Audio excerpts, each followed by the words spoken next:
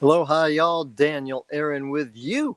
I'm psyched for this because, well, let me prepare us a little bit for this. One, I say the word y'all. I found out last week I was doing a presentation. I got some feedback from people that triggered them. They didn't like it. I use the word on top on purpose. Some people say, oh, that's a hillbilly sound. You sound ignorant. Okay, could be. And English lacks second person plural. You know what I'm saying? I like y'all better than use guys. In any case, though, really I'm just speaking to you. I further premise this, what I'm about to share with you, by saying I love therapy. Therapy is awesome, fantastic. I've benefited so much from therapy in my life. And I was working with a client a week ago, and he'd encountered brave, awesome, vulnerable, encountered some really rough stuff, right? He's asking about, business is not working the way he wants, and he's failed with this and this, and new client for me, right? Because we'll get beyond that. And he's like, well, I want to go back to that stuff. I could see where it was in childhood and what caused it and all that. And I was like, yeah, cool. Well, I'm with you on that. And so what it brought for me is this clear distinction. And I get this question all the time. What's the difference between coaching and therapy? Okay, here's my provocative answer, and then I'll elaborate.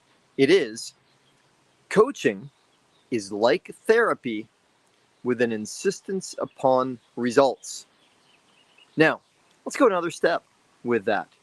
So, what do I mean by that? Why is that true? Well, one, because in coaching, as a coach, we are dependent on clients paying us. With therapy, it's often covered by insurance or this or that thing. Two, therapy has this momentum and energy of, hey, we talk about stuff. And man, I love to talk. Talking about stuff can be really useful. However, there's not necessarily an expectation, and this is general, not necessarily an expectation that with therapy, it's going to change something, right? So, coaching is also quite different in this way. Therapy tends to be about the past. Not always, and there are different types, of course, right? There are always exceptions. The movement of psychology has been hundreds of years of going from dysfunctional to functional, which is great and important. You could say therapy is about healing. And positive psychology came about, I don't know, I forget now, 20 years ago, something like that. Positive psychology says, yeah, therapy is great. What about going from functional to amazing? That is what coaching is about to me, right? Coaching is for people who've had some success, who know that they are creating their reality, at least know it here, if not fully in the body. It's challenging to know it fully in the body. You can, though. Super empowering when you do. So, last piece I will share with you around this is his comment. I don't want to go to the past. Okay, cool. Well, that's part of what is different about, well, cognitive behavioral therapy is a different type of therapy. Also, what's really different about coaching is to say, okay, given what is, all of your past, right? Given right now, what you're thinking, what you're feeling, what your beliefs are, what would you love to create now? And the way I work specifically is we, on a daily basis, activate and cultivate our highest potential. I call it the supreme self.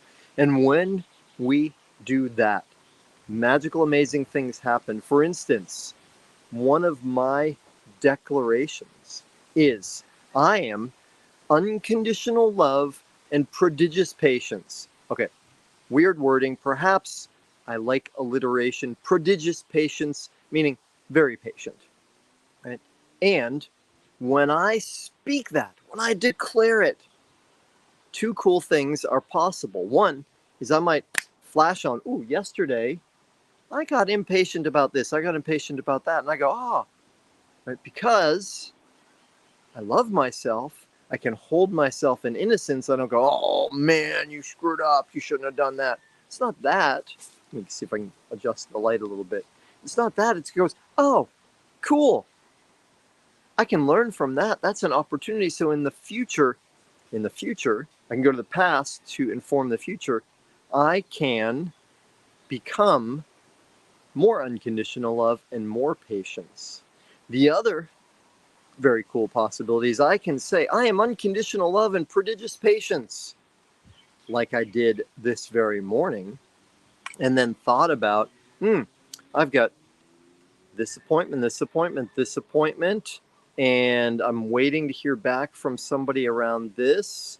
Good. So now that I'm imagining those contexts, I can place myself in the future and visualize, feel, experience myself as unconditional love and prodigious patience. A couple hours later, I'm hanging out with my 17-year-old daughter. I was, in part because I'd seen myself in that context, more in this case, I was unconditional love. Not always. I'm not perfect by any means. Sometimes I lose it. These are aspirational declarations. So we can use the past. We never have to be afraid of it because we love ourselves. We can hold ourselves in innocence. We were doing the best we could. So we can look at it. We don't hang out there. We look at it for a moment to inform us about the future. All right. I hope that makes sense. If you would love to have a conversation, if you would love to create more of what you want in your life, hey, let's have a conversation. I'd love to get to know you, love to learn what you are up to, love to give you some support. Send me a direct message or email, daniel@danielaaron.com. Thank you for tuning in. I love you. See you later.